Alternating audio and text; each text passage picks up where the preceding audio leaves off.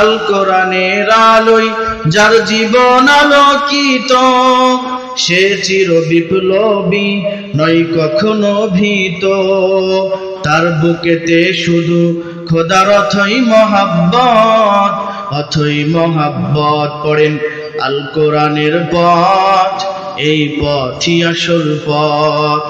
আল কোরআনের পথ, এই পথই আসল পথ। আল কোরআনের প্রেমে যে বারেক পড়ে যায়, দিন কায়েমের তরে সে শহীদ হতে চায়। ঠিক কিনা? আল কোরআনের প্রেমে যে বারেক পড়ে যায়, দিন কায়েমের তরে সে শহীদ হতে চায়।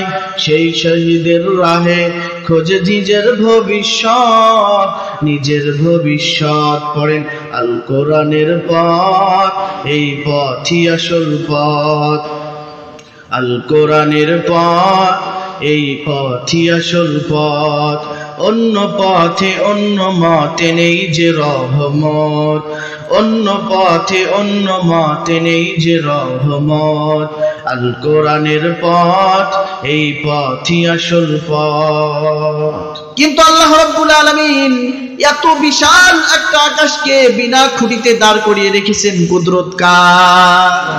আল্লাহ বলেন ওয়াস-সামাআ বিনাআ ওয়া আনজালা মিনাস সামাই মাআন ফাআখরাজা বিহি মিনাস সামারাতি রিজকাল লাকুম।